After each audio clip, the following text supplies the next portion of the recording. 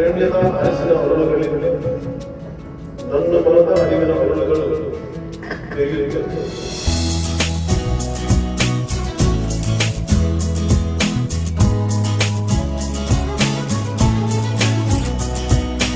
ಮೊನ್ನೆ Andhra Pradesh deputy chief minister Pawan Kalyan ಬ್ಯಾಂಗ್ಳೂರಿಗೆ ಬಂದಿದ್ದರು. ಅವರು ಬಂದದ್ದು ಉದ್ದೇಶ ನಮ್ಮ ಕರ್ನಾಟಕದಲ್ಲಿ ಆನೆನ ಕ್ಯಾಪ್ಚರ್ ಮಾಡ್ತಾರಲ್ಲ, ಆ ಕ್ಯಾಪ್ಚರ್ ಮಾಡೋದು ಸ್ಕಿಲ್ಲು ಅವ್ರಿಗೆ ಭಾಳ ಇಷ್ಟ. ಅದನ್ನು ಆಂಧ್ರ ಪ್ರದೇಶದಲ್ಲೂ ಅಡಾಪ್ಟ್ ಮಾಡ್ಕೋಬೇಕು ಅನ್ನೋದು ಅವ್ರದ್ದು ಉದ್ದೇಶ ಆಗಿತ್ತು. ಮತ್ತು ಇನ್ನೊಂದು ಕೆಲವೊಂದು ಒಡಂಬಡಿಕೆಗಳಿದ್ವು. So forest minister Eshwar Khandre ಅವ್ರನ್ನ ಮತ್ತು ಹಿರಿಯ ಅರಣ್ಯಾಧಿಕಾರಿಗಳನ್ನ ಭೇಟಿ ಮಾಡಿದ್ರು. ಜೊತೆಗೆ ನಮ್ಮಲ್ಲಿ ಎಲಿಫೆಂಟ್ ಬ್ಯಾರಿಕೇಡ್ ಹಾಕಿದಾರಲ್ಲ, ರೈಲ್ವೆ ಬ್ಯಾರಿಕೇಡ್ಗಳು, ಸೊ ಅದನ್ನು ಆಂಧ್ರದಲ್ಲೂ ಅಡಾಪ್ಟ್ ಮಾಡ್ಕೋಬೇಕು ಅಂತ ಪವನ್ ಕಲ್ಯಾಣ್ ಆಸೆ. ಮುಖ್ಯವಾಗಿ ಆಂಧ್ರದಲ್ಲಿರೋದು ಹಬ್ಬ ಅಂದರೆ ಒಂದು 160ರಿಂದ 170 ಆನೆಗಳಷ್ಟೇ ಅಲ್ಲಿ ಕಾಡಲ್ಲಿರೋ ಆನೆಗಳು. ನಮ್ಮಲ್ಲಿ 7,000 ಆನೆಗಳಿದ್ದಾವೆ. ಹೀಗಾಗಿ ನಾವು ಎಲಿಫೆಂಟು ಹ್ಯೂಮನ್ ಕಾನ್ಫ್ಲಿಕ್ಟ್ಗಳ ಯಾವ ರೀತಿ ಅದ್ಭುತವಾಗಿ ತಡೆಗಟ್ತಾ ಇದ್ದೀವಿ, ನಾವು ವೈಲ್ಡ್ ಲೈಫನ್ನ ಹೇಗೆ ನಿಭಾಯಿಸ್ತಾ ಇದ್ದೀವಿ ಅನ್ನೋದು ಅವರು ಹೋಮ್ವರ್ಕ್ ಮಾಡಿದ್ದಾರೆ. ಅದರಿಂದ ತುಂಬ ಇನ್ಸ್ಪೈರ್ ಆಗಿದ್ದಾರೆ, ನಮ್ಮಿಂದ ತುಂಬ ಇನ್ಸ್ಪೈರ್ ಆಗಿದ್ದಾರೆ. ಸೊ ಇದರಿಂದ ಫಾರೆಸ್ಟ್ ಎನ್ಕ್ರೋಚ್ಮೆಂಟ್ ಆಗಿರ್ಬೋದು, ಸ್ಯಾಟಲೈಟ್ ಮುಖಾಂತರ ಫಾರೆಸ್ಟ್ ಎನ್ಕ್ರೋಚ್ಮೆಂಟ್ನ ಡಿಟೆಕ್ಟ್ ಮಾಡಿ ನಾವು ಕರ್ನಾಟಕದ ಫಾರೆಸ್ಟ್ ಡಿಪಾರ್ಟ್ಮೆಂಟ್ ಎಷ್ಟು ಅದ್ಭುತವಾಗಿ ಕೆಲಸ ಮಾಡ್ತಾಯಿದೆ ಅಂತ ತಿಳ್ಕೊಂಡಿದ್ದಾರೆ. ಆಮೇಲೆ ಎಕೋ ಟೂರಿಸಮ್ ಬಗ್ಗೆ ಮತ್ತು ಒಂದೆರಡು ವಿಷಯಗಳ ಬಗ್ಗೆ ಒಂದು ಕರ್ನಾಟಕ ಅರಣ್ಯ ಇಲಾಖೆ ಜೊತೆ ಒಂದು ಒಡಂಬಡಿಕೆಗೆ ಪವನ್ ಕಲ್ಯಾಣ್ ಮುಂದಾಗಿದ್ದಾರೆ. ಅವರಿಗೆ ಸ್ವಾಗತವನ್ನು ಬಯಸುತ್ತಾ, Karnataka and Andhra Pradesh have shared an inextricable relationship since the beginning. Kannada and Telugu are two important languages. Though our languages are different, our feelings and emotions are the same, and there is a similarity between the scripts of our languages. The relationship between Kannadigas and Telugu-speaking people has been strong for ages. Since I come from Bidar, ನಾನು ತೆಲಂಗಾಣ, ಮಹಾರಾಷ್ಟ್ರ ಅಂದರೆ ಹಿಂದಿನ United Andhra ಆ ಭಾಗದಿಂದ ಬಂದವನಾಗಿದ್ದೇನೆ. ಅದಕ್ಕೆ ನಮ್ಮ ರಾಜ್ಯಕ್ಕೆ, ನಮ್ಮ ಭಾಷೆಗೆ, ತೆಲುಗು ಕನ್ನಡಕ್ಕೆ ಯಾವುದೇ ಒಂದು ವ್ಯತ್ಯಾಸ ಇಲ್ಲ. ಅರಣ್ಯ ಪ್ರದೇಶ ಇದೆ, ಶ್ರೀಮಂತವಾದಂತಹ ಒಂದು ವನ್ಯಜೀವಿಗಳ ಸಂಪತ್ತು ಇದೆ. ಅದೇ ರೀತಿಯಲ್ಲಿ ಆಂಧ್ರದಲ್ಲೂ ವನ್ಯಜೀವಿ ಮತ್ತು ಅರಣ್ಯ ಸಂಪತ್ತು ಇದೆ. ಇವತ್ತು ಸಸಿ ಸಂಪತ್ತು ಇದೆ, ಗಿಡ ಮರಗಳಿದ್ದಾವೆ. ನಮ್ಮಲ್ಲಿ ಶ್ರೀಗಂಧ ಇದೆ, ಅವರಲ್ಲಿ ರಕ್ತ ಚಂದನ ಇದೆ, that is called red sandals. ಈ ರೀತಿಯಲ್ಲಿ ನಾವು ಯಾವ ರೀತಿಯಲ್ಲಿ ಶ್ರೀಗಂಧ ಸಂರಕ್ಷಣೆ ಮಾಡ್ತೀವಿ, ಅದೇ ರೀತಿಯಲ್ಲಿ ಅವರು ರೆಡ್ ಸ್ಯಾಂಡಲ್ಸ್ ರಕ್ತ ಚಂದನ ಸಂರಕ್ಷಣೆ ಮಾಡ್ತಾರೆ. ಇಂಥ ರೀತಿಯಲ್ಲಿ ವೈವಿಧ್ಯತೆ ಇರುವಂತಹ ಒಂದು ಪ್ರದೇಶ, ಎರಡು ಸಾಮ್ಯತೆ ಇದೆ. ಆ ದೃಷ್ಟಿಯಿಂದ ಇವತ್ತೇನು ನಮ್ಮಲ್ಲಿ ಮ್ಯಾನ್ ಅನಿಮಲ್ ಕಾನ್ಫ್ಲಿಕ್ಟ್ ಅಂತ ಹೇಳ್ತೀವಲ್ಲ, ಮಾನವ ಪ್ರಾಣಿ ಸಂಘರ್ಷ, ಈ ಮಾನವ ಪ್ರಾಣಿ ಸಂಘರ್ಷ ದಿನೇ ದಿನೇ ಜಾಸ್ತಿ ಆಗ್ತಾ ಇದೆ. ಇವತ್ತು ನಮ್ಮಲ್ಲಿ ಆನೆ ಇದೆ ಅಂತ ಮಾಹಿತಿ ಬಂತು. ಅಲ್ಲಿನೂ 3 ವರ್ಷದಲ್ಲಿ 26 ಜನ ಮೃತಪಟ್ಟಿದ್ದಾರೆ. ಒಂದು ಪುಂಡಾನೆ ಸೆರೆ ಹಿಡಿಬೇಕು ಅಂತ ಹೇಳಿದ್ರೆ ಕರ್ನಾಟಕದ ಸಹಕಾರ ಕೋರ್ತಾರೆ, ಅವರು ಕರ್ನಾಟಕದ ಸಹಾಯ ಕೋರ್ತಾರೆ. ಹೀಗಾಗಿ ಇವತ್ತು ಮಾನ್ಯ ಪವನ್ ಕಲ್ಯಾಣ್ ರವರು ಈ ಆನೆ ಮಾನವ ಸಂಘರ್ಷ ನಡೀತಾ ಇದೆ, ಇದರಲ್ಲಿ ಕರ್ನಾಟಕ ರಾಜ್ಯದ ಸಹಕಾರ, ಅದರ ಜೊತೆಯಲ್ಲಿ ಇವತ್ತೇನು ಎಕೋ ಟೂರಿಸಂ ಇದೆ ಅದರಲ್ಲಿನೂ ಒಪ್ಪಂದ ಇರಬೇಕು ಅನ್ನುವಂಥದ್ದು. ರೆಡ್ ಸ್ಯಾಂಡಲ್ಸ್ ಇರ್ಬೋದು ಅಥವಾ ನಮ್ಮ ಶ್ರೀಗಂಧ ಇರ್ಬೋದು, ಇದೇನು ಇವತ್ತು ಸ್ಮಗ್ಲಿಂಗ್ ಆಗ್ತದೆ ಅದು ತಡಿಲಿಕ್ಕೆ, ಮತ್ತೆ ಈಗೇನು ಒತ್ತುವರಿ ಆಗ್ತಾ ಇದೆ ಅರಣ್ಯ ಒತ್ತುವರಿ ತಡಿಲಿಕ್ಕೆ ಉಪಗ್ರಹ ಆಧಾರಿತ ಚಿತ್ರಗಳ ಮುಖಾಂತರ ಅದನ್ನು ತಡೆ ಹಿಡುವಂತಹ ರೀತಿಯಲ್ಲಿ ಏನಿವತ್ತು ನಾವು ICT ಆಕ್ಟಿವಿಟೀಸ್ ನಡೆಸ್ತೀವಿ ಕರ್ನಾಟಕ ರಾಜ್ಯದಲ್ಲಿ, ಆ ಒಂದು ಏನು ಎಲ್ಲ ಜ್ಞಾನ ಇದೆ ಅದನ್ನು ಎಕ್ಸ್ಚೇಂಜ್ ಮಾಡ್ಕೊಳ್ಬೇಕು ಒಬ್ಬರದೊಬ್ಬರಿಗೆ ಅನ್ನುವಂಥದ್ದು. ಕೆಲವೊಂದು ಆನೆಗಳು ಟ್ರಾನ್ಸ್ಫರ್ ಮಾಡಬೇಕು ಅಂತನೂ ಇವತ್ತು ಅವರು ಚರ್ಚೆ ಮಾಡಿದ್ದಾರೆ.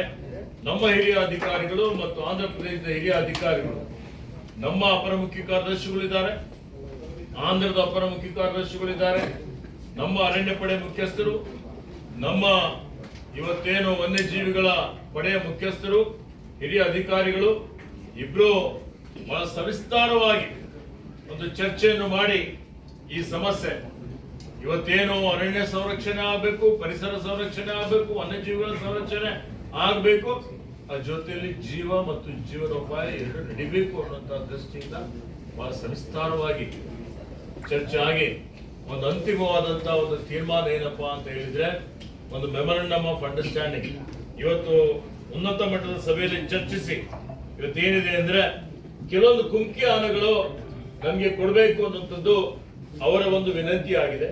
ಹಿಂದೆ ಆಂಧ್ರ ಪ್ರದೇಶದಿಂದ ನಮಗೆ ರಿಕ್ವೆಸ್ಟ್ ಬಂದಿದೆ, ನಮಗೆ ಒಂದು 8 ಆನೆಗಳು ಅಲ್ಲ 8 ಆನೆಗಳು ನಮಗೆ ಕೊಡಬೇಕು ಅಂತ ಹೇಳಿ ಪರಿಶೀಲನೆ ಮಾಡ್ತೀವಿ ಅಂತ ಹೇಳಿದ್ದೇವೆ. ಈ ರಾಜ್ಯದಲ್ಲಿ ಇವತ್ತು ನಮ್ಮ ಅಂತಾರಾಜ್ಯ ಸಂಬಂಧ ಸಂಪರ್ಕ ಪ್ರತಿಯೊಬ್ಬರಿಗೂ ಬೇಕೇ ಆಗ್ತದೆ. ಆ ನಿಟ್ಟಿನಲ್ಲಿ ಕರ್ನಾಟಕ ರಾಜ್ಯದಿಂದ ಇಲ್ಲಿವರೆಗೆ ಸುಮಾರು 67 ಆನೆಗಳು, ಕುಮ್ಕಿ ಆನೆಗಳು ಬೇರೆ ರಾಜ್ಯಕ್ಕೆ ನಾವು ಟ್ರಾನ್ಸ್ಫರ್ ಮಾಡಿದ್ದೇವೆ. ಇವತ್ತು ಹಿಂದೆ ಉತ್ತರ ಪ್ರದೇಶಕ್ಕೆ ಸುಮಾರು 12 ಆನೆಗಳು ಟ್ರಾನ್ಸ್ಫರ್ ಆಗಿದೆ. ಇವತ್ತು ಛತ್ತೀಸ್ಗಢಗೆ ಆಗಿದೆ, ಮಹಾರಾಷ್ಟ್ರಗಾಗಿದೆ, ಇತರ ರಾಜ್ಯಗಳಿಗೂ ಇವತ್ತು ಆನೆ ಟ್ರಾನ್ಸ್ಫರ್ಸ್ ಆಗಿದೆ. ಆದರೆ ಒಂದು ನಾನು ಸ್ಪಷ್ಟಪಡಿಸಲಿಕ್ಕೆ ಇಷ್ಟಪಡ್ತಾ ಇದ್ದೀನಿ, ಇವತ್ತು ದಸರಾ ಜಂಬೂ ಸವಾರಿ ಮಾಡುವಂಥದ್ದು ಇಡೀ ವಿಶ್ವವಿಖ್ಯಾತ ಇರುವಂತ ದಸರಾ ಮಹೋತ್ಸವದಲ್ಲಿ ನಮ್ಮದೇ ಆದಂತ ಆನೆಗಳು ನಾವು ಉಪಯೋಗ ಮಾಡ್ತೀವಿ ಜಂಬೂ ಸವಾರಿಗೆ. ಹೀಗಾಗಿ ದಸರಾ ಆನೆಗಳು ಇವತ್ತು ಯಾವುದೇ ಕೊಡುವಂಥ ಪ್ರಶ್ನೆ ಇಲ್ಲ. Of course Pawan Kalyan deputy chief minister ಜೊತೆಗೆ ಅರಣ್ಯ ಇಲಾಖೆ ಕೂಡ ಅವರೇ ನಿಭಾಯಿಸ್ತಾ ಇದ್ದಾರೆ. ಹೀಗಾಗಿ ಅವರು ಇಲ್ಲಿಗೆ ಬಂದು ವಿಧಾನಸೌಧದಲ್ಲಿ ಪ್ರೆಸ್ ಮೀಟ್ ಮಾತಾಡಿದ್ದು ವಿಷಯ ಅಂತಂದರೆ, ನಾನು ರಾಜಕಾರಣಿಗಿಂತ ಒಬ್ಬ ಫಿಲ್ಮ್ ಆ್ಯಕ್ಟ್ರಿಗಿಂತ ನಾನು ಒಬ್ಬ ಕನ್ಸರ್ವೇಟರ್ ಅನ್ನೋದನ್ನು ಒತ್ತಿ ಹೇಳಿದ್ರು. ಪವನ್ ಕಲ್ಯಾಣ್ ವಿಧಾನಸೌಧದಲ್ಲಿ ಪ್ರೆಸ್ ಮೀಟ್ ಮಾಡೋದಕ್ಕೆ ಮುಂಚೆ ನೆನೆಸ್ಕೊಂಡಿದ್ದು ಡಾಕ್ಟರ್ ರಾಜ್ಕುಮಾರ್ ಅವರನ್ನು. 45 ವರ್ಷಗಳ ಹಿಂದೆಯೇ ಚಲನಚಿತ್ರದ ಮೂಲಕ ಕಾಡನ್ನು ಹೇಗೆ ಸಂರಕ್ಷಣೆ ಮಾಡಬೇಕು, ವನ್ಯಜೀವಿಗಳನ್ನ ಹೇಗೆ ಸಂರಕ್ಷಣೆ ಮಾಡಬೇಕು ಅಂತ ಹೇಳ್ಕೊಟ್ಟವರು ಅಣ್ಣವರು ಅಂತ ಬಹಳ ಪ್ರೀತಿಯಿಂದ ಹೆಮ್ಮೆಯಿಂದ ಹೇಳಿದರು. ಇದೇ ಸಂದರ್ಭದಲ್ಲಿ ಆಂಧ್ರ ಪ್ರದೇಶ ಕಾಡಿನಲ್ಲಿ ರಕ್ತಚಂದನ, ರೆಡ್ ಸ್ಯಾಂಡಲ್ ಇದೆಯಲ್ಲ, ಭಾಳ ಅತ್ಯಮೂಲ್ಯ. ನಮ್ಮ ಶ್ರೀಗಂಧ ಹೇಗಿದೆ ಅಲ್ಲಿ ರಕ್ತಚಂದನ ಕೂಡ ಹಾಗೆ. ಅದನ್ನು ಯಾವ ರೀತಿ ಲೂಟ್ ಮಾಡಬೇಕು, ಸ್ಮಗ್ಲಿಂಗ್ ಮಾಡಬೇಕು ಅನ್ನೋದನ್ನು ಈಗಿನ ಹೀರೋಗಳು ತೋರಿಸ್ತಾ ಇರೋದು ಭಾಳ ವಿಷಾದಕರ ಅನ್ನೋ ಮಾತನ್ನು ಪವನ್ ಕಲ್ಯಾಣ್ ಹೇಳಿದರು. ಈ ಮೂಲಕ ಅಲ್ಲು ಅರ್ಜುನ್ ಅವರ ಪುಷ್ಪ ಫಿಲಮ್ ಏನು ಬಂತು, ಅಲ್ಲು ಅರ್ಜುನ್ ಅವ್ರನ್ನ ಟಾರ್ಗೆಟ್ ಮಾಡ್ಕೊಂಡು ಮಾತಾಡಿದ್ರು ಅನ್ನೋದು ಎಲ್ರಿಗೂ ಗೊತ್ತಿರೋಂತಹ ವಿಚಾರನೆ. ಹಾಗೆಯೇ ಕುವೆಂಪು ಅವರ ಒಂದು ಕಾವ್ಯ ಸಂಪದನ ಒಂದು ಉಲ್ಲೇಖ ಮಾಡಿದ್ರು. ಅಂದರೆ ಅವರು ಎಷ್ಟು ಹೋಮ್ವರ್ಕ್ ಮಾಡ್ಕೊಂಡು ಬಂದಿದ್ರು ಅಂತ ಇದರಿಂದನೇ ಅರ್ಥ ಆಗುತ್ತೆ. First awareness in the forest was the Kannada continuous Sri Rajkumar ji's Gandhada Gudi. So Gandhada Gudi is all about protecting the forest. How a DFO forest officer safeguards the forest and from smuggling. So I was sharing with my colleagues the other day in Aranya Bhavan. I was sharing how the culture transformed. A hero was around 40 years back. He is someone who safeguards the forest. And now the hero is someone who cuts away the forest and who is a smuggler. This we can understand. So Gandhada Gudi is all about safeguarding, and nowadays the current cinema, of course I'm a part of the cinema also, and most of the time I struggle to do such films. I said, am I sending the right message? But of course cinema is different, but the cultural shift, what happened, that was quite interesting. And I would like to see in future our relationship will grow together, which would benefit both the states, country. I'm grateful to you for initiating this and supporting us. So in short, we went for a 7-point agenda. One is about red sandal smuggling. The second one is about IT initiatives, how IT initiatives are making wildlife management and forest management quite well through IT initiatives.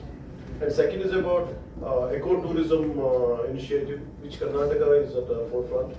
And of course about wildlife poaching and how to contain it, that's one aspect. And the last one is elephant and human conflict and elephant movement tracking. And the later rest of the two is how to transfer of knowledge and constant interaction. So we, in broad, these are the 7 topics we discussed. Our meeting started with Kuvempu's, a short verse from Kuvempu, the poet Kuvempu, Kavi Sampada, Kuppali, Venkatappa Puttappa. And as I said earlier, more than a minister, more than a deputy chief minister, I'm a conservationist at heart. So the moment I was preparing for this meeting, so my office gave me about a small poetic verse from Kuppali, Venkatappa Puttappa. And it really invoked a great feeling in me. I thought I would like to start with that. And I have great respect for Kannada language. And I feel sad to speak in English. Aranyakke Hadu, this is a song for the forest. Aranyakke Hadu Hadu Munna, Nanu Nanna Manada Munde Nilyuttane, Aranyada Arisina Arulagalinda, Nannu Manada Arivina Arulagalu, Teriyuttave. ನಿಮ್ಮ ಪಿನಾಕಿದ phantom ಚಾನಲ್ಗೋಸ್ಕರ Pavan Kalyan ಅವರನ್ನು ನಾನು ಮಾತಾಡೋದಕ್ಕೆ ಪ್ರಯತ್ನಪಟ್ಟೆ.